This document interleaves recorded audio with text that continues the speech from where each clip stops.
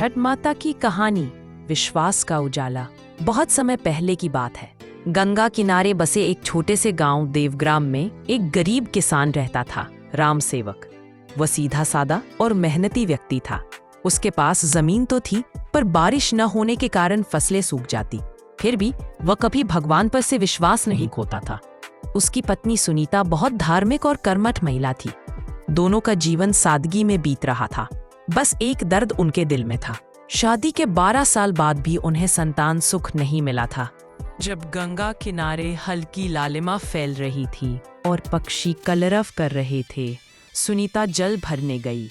जैसे ही उसने कलश में पानी लिया, अचानक उसे लगा जैसे कोई उसके पीछे खड़ा है। उसने पलट कर देखा, एक अद्भुत तेजस्वी स्त्री जल में खड़ी थी। उनके चारों ओर एक दिव्य प्रकाश था। उन्होंने पीला वस्त्र धारण किया हुआ था और उनके चेहरे पर ऐसी शांति थी कि सुनीता का मन एकदम स्थिर हो गया। वह बोली, बेटी तू इतनी व्याकुल क्यों है? सुनीता ने सिर झुकाया और कहा, माँ मैं सब पूजा कर चुकी, पर मेरी गोद अब भी खाली है। क्या मैं कभी माँ नहीं बन पाऊंगी? वह दिव्य स्त्री मुस्कुराई और बोली, तेरी आस्था सच्ची है। जो मन से पुकारता है उसकी पुकार भगवान तक जरूर पहुंचती है। तू सूर्य देव और उनकी बहन छठ मैया की आराधना कर। यह व्रत कठिन है, पर जो इसे सच्चे मन से निभाता है उसकी हर इच्छा पूरी होती है। सुनीता ने पूछा, माँ इस व्रत की विधि क्या है? वे बोली, छठ व्रत 4 दिन का होता है। पहले दिन नहाए खाए, फिर खरना, तीसरे दिन संध्या अर्घ्य और चौथे दिन उषा अर्घ्य। व्रती पूरे व्रत में पवित्रता रखता है, जल और फलाहार से रहता है और उगते अस्त होते सूर्य को अर्घ्य देता है। इतना कहकर वह स्त्री सूर्य की किरणों में विलीन हो गई। सुनीता समझ गई, यह कोई साधारण महिला नहीं थी, स्वयं छठ माता थी जो उसे आशीर्वाद देने आई थी। व्रत का संकल्प सुनीता ने उसी क्षण निश्चय कर लिया, मैं इस वर्ष छठ मैया का व्रत रखूंगी, चाहे कितनी भी कठिनाई क्यों न हो। अगले ही दिन उसने अपने घर की सफाई की, आंगन में गीली मिट्टी से चौका लगाया और गंगा जल से शुद्ध किया। फिर नहा धोकर प्रसाद बनाया, चना दाल, कद्दू की सब्जी और चावल। यह था नहाई खाई का पहला दिन। दूसरे दिन उसने उपवास रखा, केवल शाम को गुड़ के खीर और रोटी से खरना किया। उसने सूर्य की दिशा में दीप जलाया और कहा, हे सूर्य देव, हे छठ मैया, मेरी गोद खाली है पर मेरा विश्वास अडिग है। तीसरे दिन वह गंगा किनारे गई। गांव की औरतें भी साथ थीं। सबने घाट को उगते सूर्य का अर्घ्य चमत्कार। अगले दिन भोर होने से पहले ही सुनीता उठी। उसने सिर पर सुपली में प्रसाद रखा, ठेकुआ, केले, गन्ने और नारियल। गंगा घाट पर दीपों की कतारें जल रही थी। हजारों महिलाएं जल में खड़ी होकर भजन गा रही थीं। जैसे ही पूर्व दिशा में लालिमा फैली, सबकी निगाहें उगते सूर्य पर टिक गईं। सुनीता ने गंगा के जल में खड़े होकर दोनों हाथों से अर्घ्य दिया। उसके होठों से निकला, छठ मैया मेरी गोद भर दो, बस यही वरदान चाहिए। अचानक एक ठंडी हवा चली, गंगा की लहरें तेज हुईं और आकाश में सुनहरी आभा फैल गई। सब लोग ठिठक गए।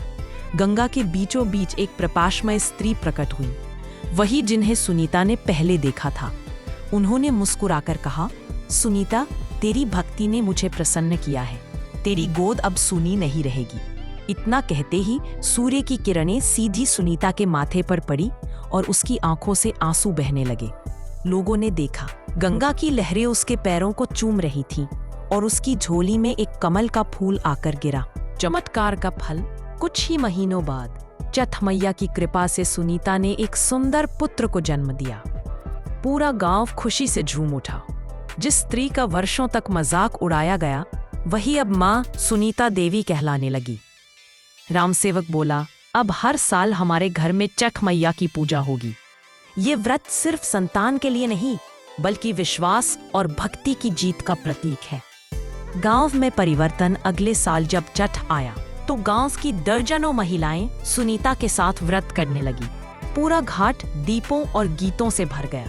ये पर्व केवल मांगने का नहीं, कृतज्ञता जताने का है। सूर्य देव जीवन देते हैं और छठ मैया उस जीवन में सुख और समृद्धि भरती है। धीरे धीरे छठ पर्व पूरे इलाके में फैल गया।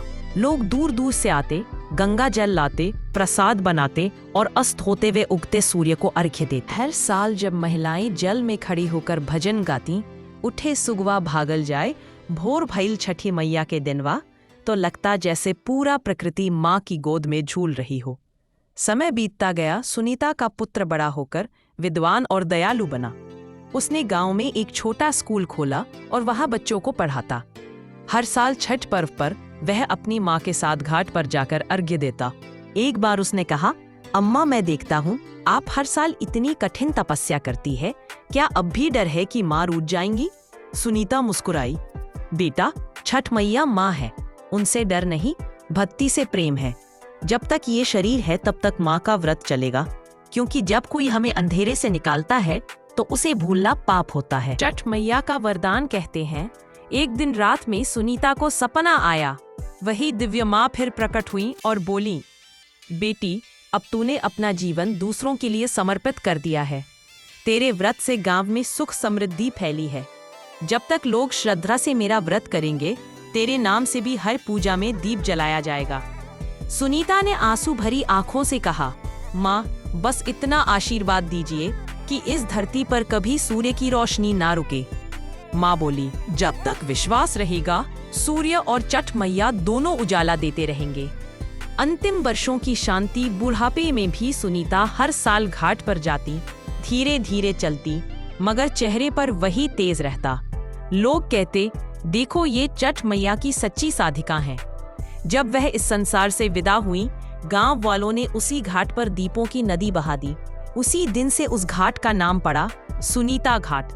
आज भी जब छठ का पर्व आता है और हजारों महिलाएं वहां अर्घ्य देने आती हैं, तो मानो सुनीता देवी की आत्मा गंगा की लहरों में मुस्कुराती है। कहानी का संदेश, छठ माता केवल व्रत की देवी नहीं, वह प्रकृति, सूर्य, जल और मातृत्व की देवी है। उनकी पूजा हमें सिखाती है कि जीवन में चाहे कितनी कठिनाई हो, अगर मन में सच्चा विश्वास और पवित्रता है तो असंभव भी संभव हो जाता है। जो जल में खड़े होकर उगते और अस्त होते सूर्य को प्रणाम करता है, वह प्रकृति को धन्यवाद देता है, क्योंकि वही हमें भोजन, प्रकाश और जीवन देती है।